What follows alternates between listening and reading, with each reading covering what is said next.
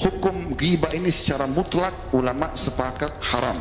Dinukil dari kitab Kunuz Riyadus Shalihin jilid 18 halaman 164 disebutkan para ulama sepakat akan haramnya ghibah, dan ghibah termasuk dosa besar. Kalau dosa kecil bisa dimaafkan dengan orang wudu, sholat, dan semua amal soleh bisa membersihkan dosa-dosa kecil. Tapi kalau dosa besar maka berarti wajib taubat nasuha. Ada rincian Imam Nawawi rahimahullah mengatakan taubat dari dosa besar kalau umum dosanya maka itu dengan cara misalnya orang berzina, maka dia taubatnya meninggalkan dosa itu seketika, menyesali, yang kedua dan yang ketiga berjanji sama Allah tidak akan mengulanginya. Tapi kalau dosa itu berhubungan dengan hak manusia, misalnya mencuri, maka selain taubat kepada Allah wajib minta keridhaan terhadap barang yang pernah dicuri, atau kalau tidak dikembalikan barang yang pernah dicuri. Kalau pernah memukul fisik minta keridhaannya, kalau tidak maka berikan badan kita juga untuk dipukul yang dikenal namanya kisos. Begitu juga dengan orang yang mencoreng kehormatan seseorang, menghinanya, yang menggunjingnya, memfitnahnya, sudah merusak kehormatan orang ini, maka dia wajib taubat kepada Allah SWT dengan 3 syarat tadi, meninggalkan dosa itu, menyesal dan janji sama Allah tidak akan mengulangi, ditambah yang keempat adalah meminta kehalalan dari orang tersebut. Dan kalau dia tidak memaafkannya, maka terus dia berusaha untuk minta maaf dan menjelaskan kepada orang-orang yang pernah dia sampaikan, saya pernah menggunjing fulan. Pasti anda ingat siapa orang yang pertama anda telepon untuk gosipin seseorang yang jadi target. Teman-teman dekat misalnya, katakan saya pernah ceritakan tentang seseorang ini buruk, maka saya menarik perkataan saya dan saya bertobat kepada Allah. Kalau dia sebarkan setelah itu dosa dia. Tapi kita harus memberhentikan dosa yang sudah kita sebarluaskan. Oleh karena itu teman-teman sekalian, sudah kita ingatkan di khutbah yang lalu, di bahaya lisan satu, hati-hati dengan lidah. Ingat riwayat yang kata Nabi SAW kepada sahabat yang mulia, ya, Abi Dzar radhiyallahu anhu, yang Nabi SAW mengatakan, mau enggak saya tunjukkan kamu keselamatan dari semua perkara, kau pasti akan aman. Maka kata beliau, tentu. Kata Nabi SAW sambil memegang lidah beliau, ya, amsik alaika hadza, kontrol ini darimu. Jadi ini berbahaya sekali, karena kalau ini salah maka akan salah semuanya. Juga sudah kita ingatkan hadis riwayat Muslim yang kata Nabi SAW, kalau anak Adam tiba di pagi hari, seluruh anggota tubuhnya mengingatkan lisan dan berkata, bertakwalah engkau kepada Allah terhadap kami, karena kami hanya ikut dengan kamu. Kalau kau lurus kami lurus, kalau kau bengkok maka akan bengkok. Teman-teman sekalian, rugi sekali. Dan bayangkan ini ruginya kalau seseorang di antara kita sudah sibuk dengan amal saleh, sholat, menjaga 5 waktu, tutup aurat, berusaha mencari pendapatan halal, sudah berbuat baik banyak hal, tapi subhanallah semua itu dinikmati oleh orang-orang yang telah kita ganggu dengan lisan kita. Pada hari kiamat nanti mereka akan datang dan akan menuntut, sholat kita akan diambil, puasa kita akan diambil, zikir kita akan diambil, semua ibadah kita bisa diambil dan bisa habis. Hadis yang masyhur yang anda sudah tahu semuanya tentang masalah orang yang bangkrut.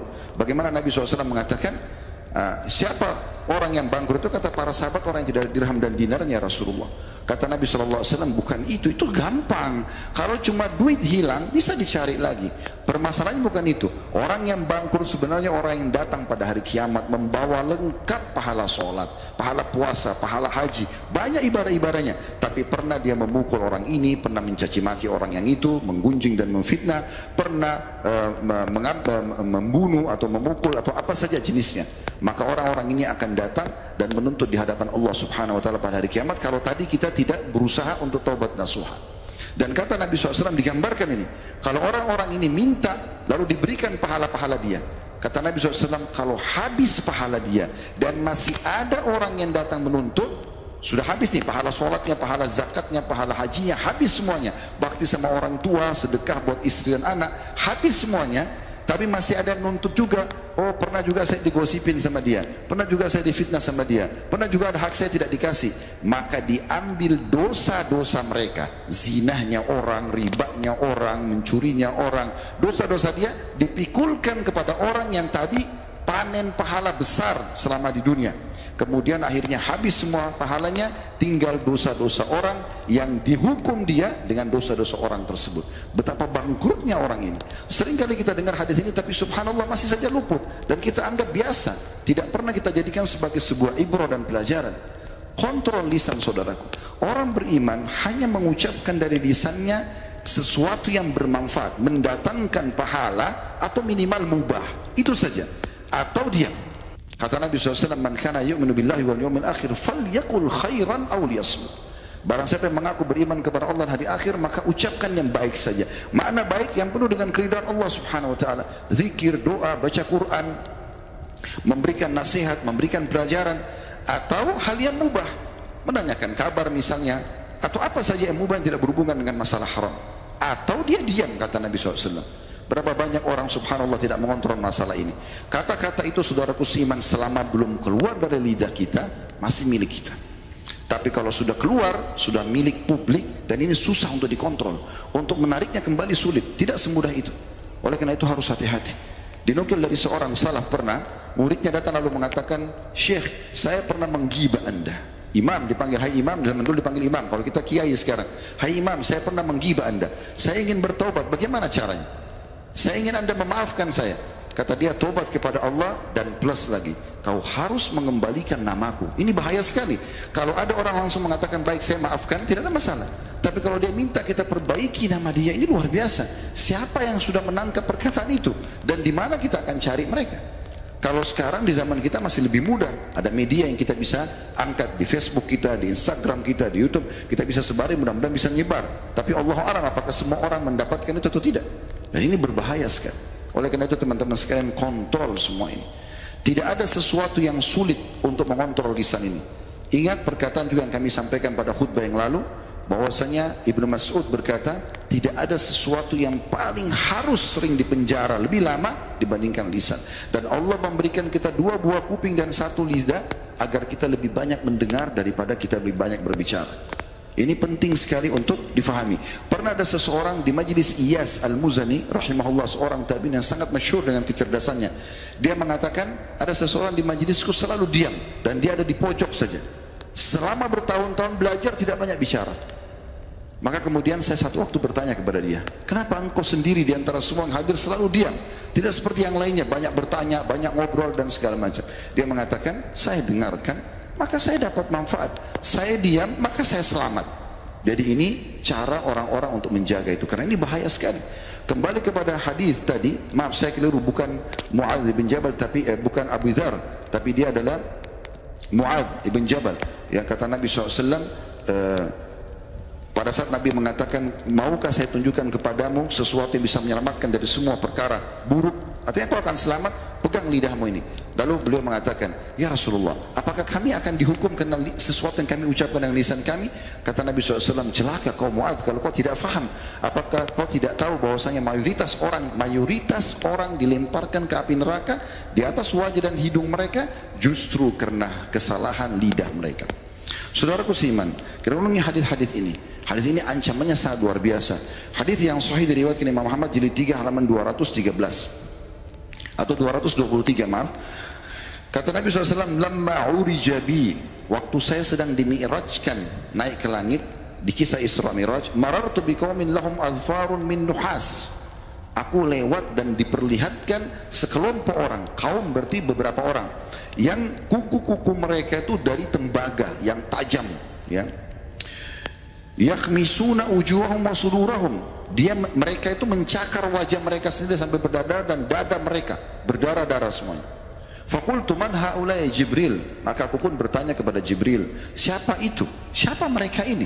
Kenapa mereka punya kuku yang tajam dari tembaga, bukan kuku kayak kita ya, dari tembaga yang tajam, dan dicakar sendiri wajahnya sampai berdarah-darah dan dadanya juga begitu. Qala, maka Jibril alaihissalam menjawab, haula'i alladziina ya'kuluna luhuman nas wa yaqa'una fi a'radihim. Mereka itulah orang yang sibuk memakan daging manusia, bukan memakan di sini secara fisik, tapi maksudnya adalah menggosipi atau menggibah atau menggunjing orang.